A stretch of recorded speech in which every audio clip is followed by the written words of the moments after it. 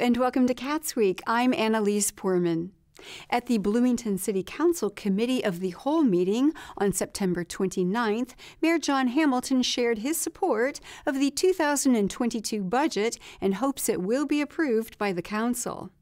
I strongly believe that this in front of you is an excellent budget that incorporates the values of our community and moves us through tough times that we're in still, protecting our workforce and protecting our community, and also advancing us purposefully, proactively toward a better, more sustainable, and more equitable future.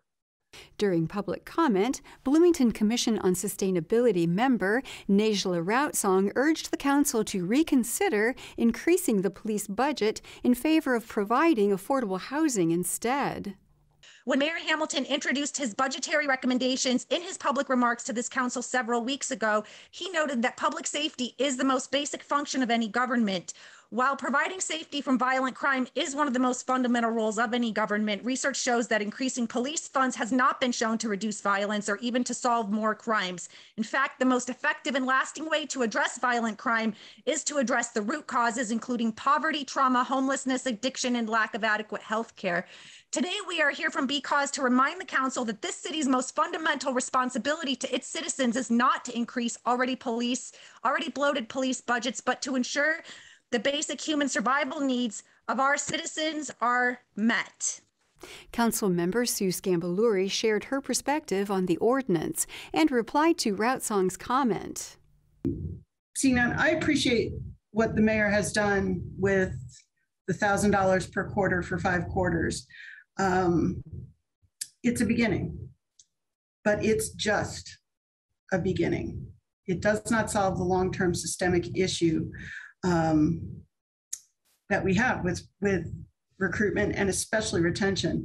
And I appreciate Councilmember Sims putting a finer point on the distinction between those two issues. I also, while I appreciate the comments offered by Because, I've always been troubled by the argument that attending to issues of public safety and investing in public safety and responding to issues of housing insecurity are mutually exclusive. We can't possibly do both. I think we can. And I think that council has made some decisions in that regard. We are looking at expenditures in ARPA that are really significant, particularly in the arena of housing insecurity.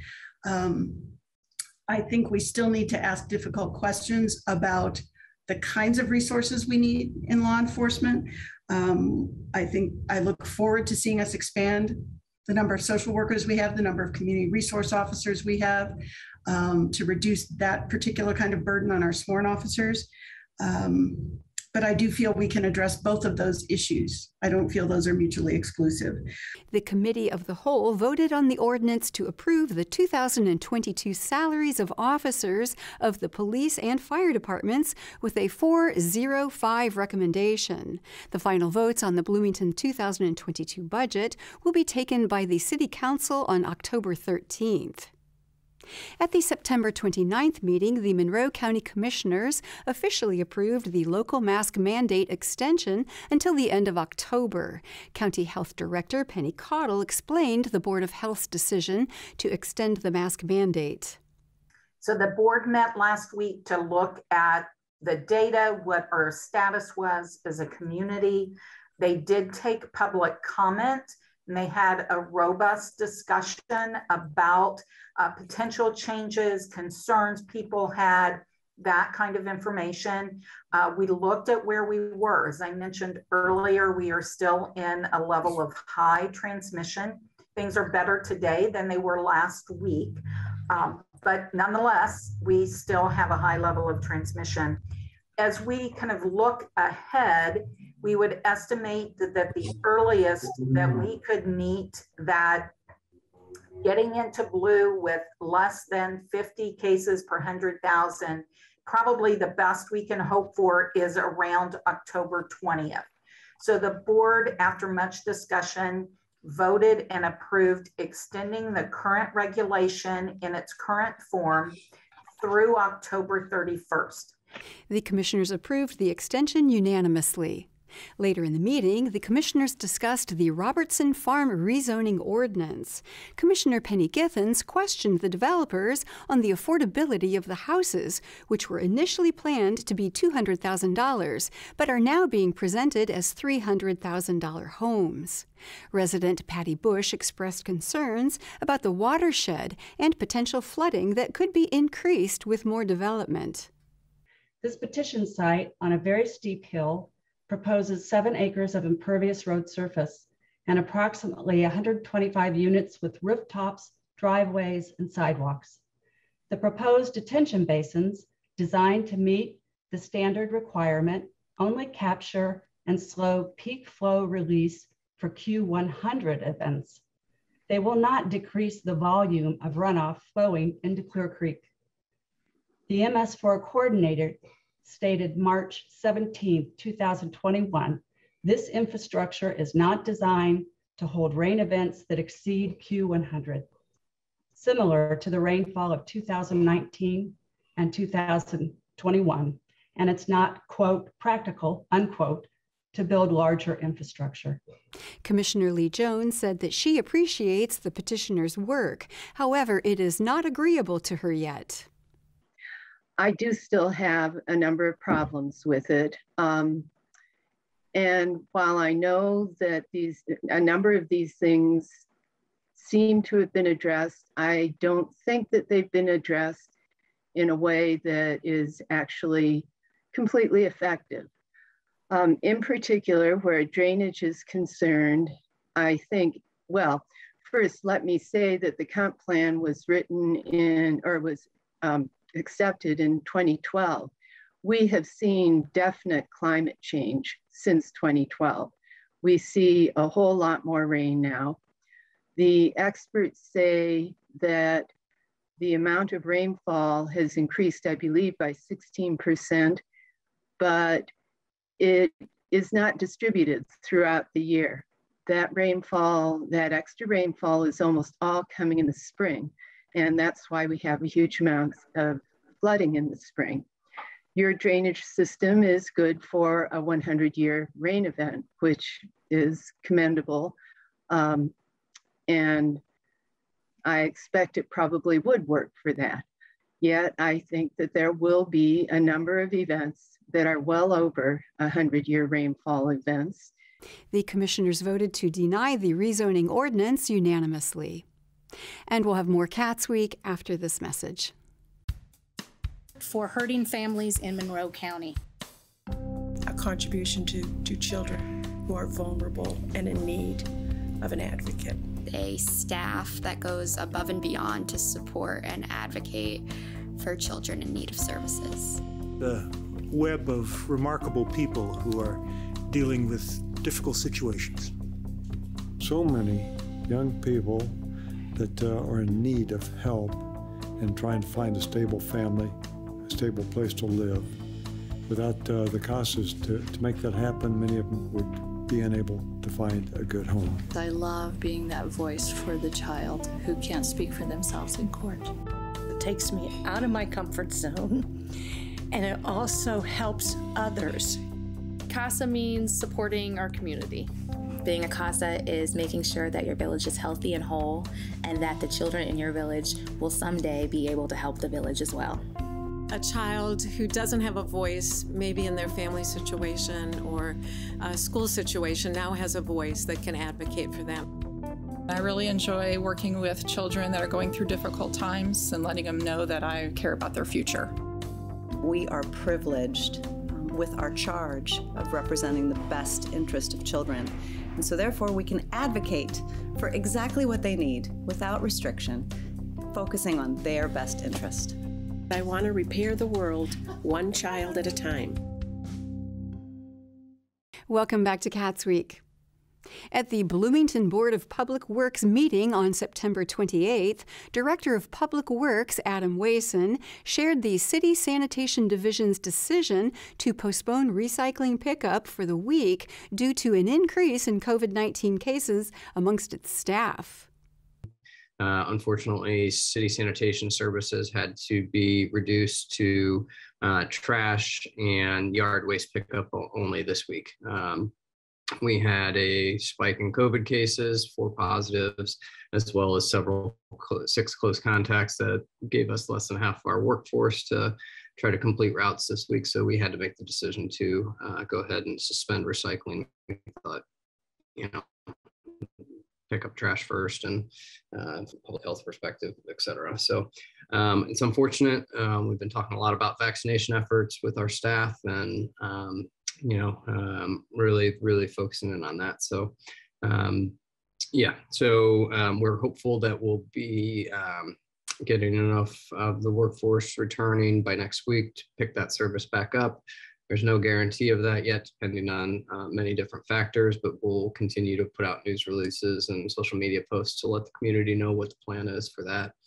Recognizing residents are going to have an increased volume of recycling, that we'll need to assist with additional pickups and things. So trying to work through some of the logistics of that. If this goes on, we've been seeking out some alternatives as well, trying to see if we could hire temporary workforce. It's a really tight labor market right now is what I'd say. We didn't get much response from local temp agencies.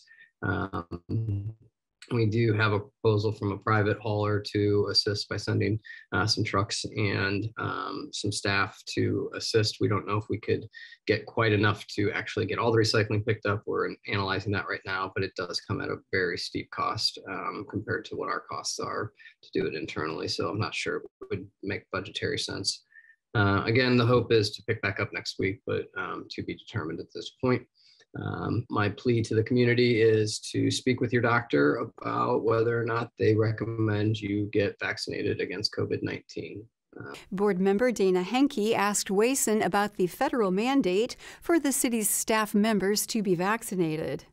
So since the onset of all the vaccination stuff and everything, City Legal has advised us and the mayor that we don't have the ability as a local government to require vaccines of our employees or any type of vaccine, what do they call it, like passports. The state legislature and their wise wisdom stepped in. Let me take a step back there. The state legislature made a decision I don't agree with in that regard. I think it puts our community at risk, and I believe it puts our staff at risk. And I'll leave it at that. In the meantime, Wason said city residents can still use the district sites to drop off their recycling if they wish. At the Bloomington Board of Park Commissioners meeting on September 28th, the board approved a contract with E&B Paving for the Griffey Lake Loop Trail project and accessible fishing pier construction. Operations and Development Division Director Tim Street announced the Griffey Lake Loop project's final design and explained what the project intends to accomplish. The main purpose is to create a safe walking connection between the north side of Griffey and the south side of Griffey, where there are trails on both sides. And so thank you, Kim. The green area here is going to be the project area. And so what this project will do is it will construct more land on the west side of the causeway, which is Headley Road, and will build a separated trail along the road from north to south, with a guardrail in between. This is really great for us because it's going to allow us to have pedestrians have access to both the north and south sides of the trail, which will enable looping the trails with some further improvements that we're going to make elsewhere in the trail system. Bloomington resident Greg Alexander made a public comment pointing out that the bicentennial bond approved funding for a section of the project that, due to budget reasons, the official design does not include anymore. Director Paula McDevitt responded to the comment, reassuring the board that the design changes have been approved and explained why the changes were made. Well, what I can tell you is that this project has been reviewed by our legal department and the controller's office, and for how it's being funded. And when the bicentennial bond were approved, that was, in concept to look at the Griffey Loop Trail. And as with most projects, when you get into the weeds and the actual project and what's possible and what's affordable to do, these details then get fleshed out this way. But what I can say is that this has been, again, reviewed and approved and signed off on by our city controller and legal department. The construction contract was approved unanimously. On September 27th at the Bloomington Utilities Service Board meeting, Director of Utilities Vic Kelson explained the odd flavor that residents might be experiencing in their water. Just wanted to touch base with everyone on the taste and odor issues that came up recently. It came on us all of a sudden. This is a naturally occurring substance that comes in from the lake. It's called MIB. Well, there's two chemicals, MIB and jasmine. There was a large algal bloom in the lake, which led to increasing concentrations of those chemicals. And it was apparently more than the activated carbon feed rate we were using could get out at the time. This was the first time since 2016 that we've had any taste and odor complaints at all. If people who've been around for a while remember, this used to happen every summer through most of the summer. We had the problem of the lake, of the water tasting like a lake or like a fish. So we're certainly next year we're looking into approaches we can take to be a little bit more aggressive in watching for this to happen again. Next year, we've been looking at some of the technology that we already have and looking at practices at the plant so we can try to get ahead of it a little quicker. Our staff at the plant increased the feed rate of activated carbon and also the another chemical additive that can help break down that MIB. So we haven't had any taste.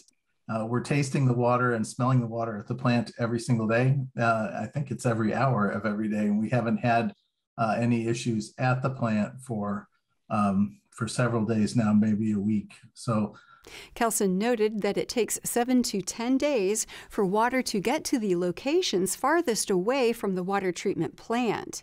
He informed those residents that it might take a bit longer for the treated water to be distributed to everyone. Board member Megan Parmenter asked if the amounts of chemicals they are adding to the water are still at safe levels for consumption.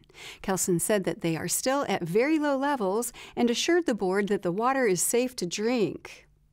We're nowhere near the limit for either one of them. We've been feeding it at low dosages right along. So we did have plenty of room to adjust. As for the condition of the water, we got some data from the lab yesterday, and well, I guess it came today, but we did get some information from the outside laboratory that samples this. It shows that the algal bloom has diminished dramatically since last week. We had a very long stretch of temperatures in the 90s and no rainfall, and that's a bad combination late in the summer.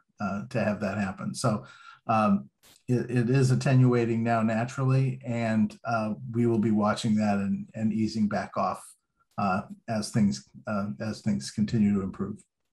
Kelson recommended putting ice in your water and using carbon or reverse osmosis filters until the problem is resolved. And we'll have more Cats Week after this message.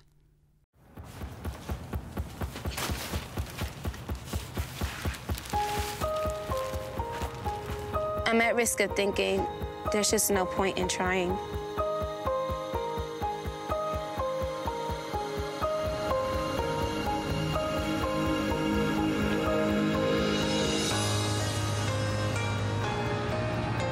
I'm at risk of looking in the mirror and hating what I see.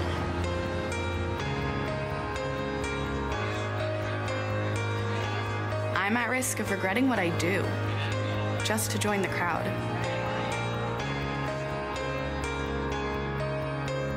I'm at risk of being told not to tell.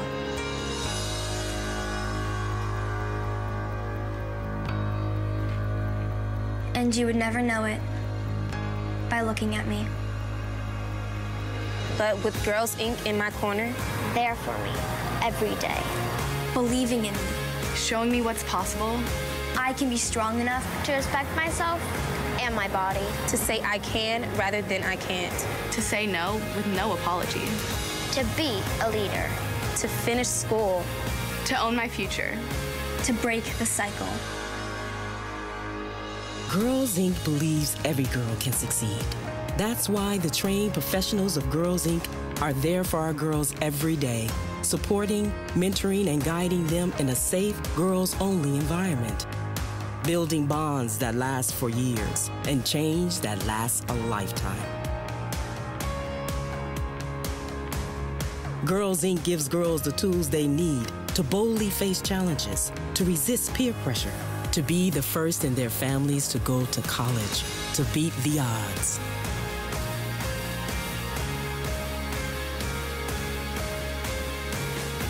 With Girls Inc. in her corner, every girl can be healthy, confident, and resilient. She'll do more than dream about her potential. She'll reach it.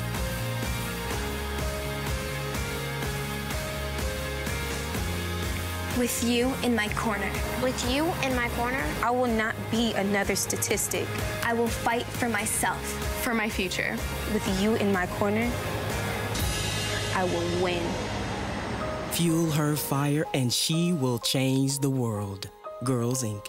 Inspiring all girls to be strong, smart, and bold. Welcome back to CATSweek. At the Ellettsville Town Council meeting on September 27th, the council approved their 2022 budget unanimously. During public comment, Ellettsville resident Russ Ryle informed the council about a flooding concern.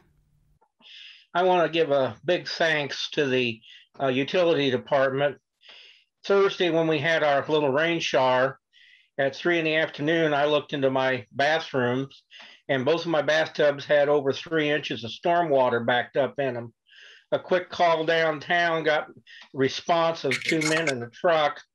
Within 20 minutes, they found that the main line that drains this entire quadrant of Ellettsville was backed up. They brought the vacuum truck out and cleared it. But my concern is we only had 1.25 inches of rain measured in 2 different rain gauges over a 4 or 5 hour period that caused this backup. We've got a square mile of undeveloped land south and west of me, which eventually will be developed, greatly increasing the amount of impervious surfaces over that area.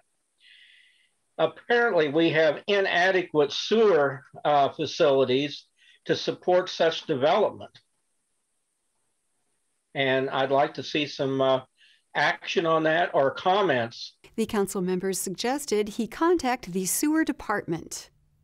At the September 24th COVID-19 press conference, Monroe County Board of Health Public Information Officer Kathy Hewitt announced the Board of Health's decision to extend the local mask mandate until October 31st. She also explained the CDC guidelines on booster shots. CDC now recommends a booster dose of Pfizer for those who received the Pfizer vaccine as their original series and who fall in the high-risk groups. This booster must be given at least 6 months following their second dose. The CDC says that people 65 and older and residents in long-term care settings should receive a booster shot. People aged 50 to 64 with underlying medical conditions should receive a booster shot. And you can find more information on those applicable underlying medical conditions on the CDC coronavirus pages. People 18 to 49 with underlying medical conditions may receive a booster shot based on their individual benefits and risk. And people 18 to 64 who are at increased risk for COVID exposure and transmission because of their occupational or institutional setting may receive a booster shot. Again, these recommendations are for people who received the Pfizer vaccination only, and for booster shots are to be given at least 6 months after the second dose. IU Health President Brian Shockney reported that the number of COVID-19 cases at the hospital has slightly decreased. As this graph shows, our region is continuing to see a slow decline in COVID-19 patients in our South Central Region hospitals. This is good news. We look at these numbers daily, and we are cautiously optimistic that they will continue to decrease. It took about 6 weeks for us to see the decline to basic, kind of holding levels previously in our previous surge. So we're hopeful that we can quickly decline. The numbers here in Monroe County between IU Health and Monroe Hospital show the same pattern.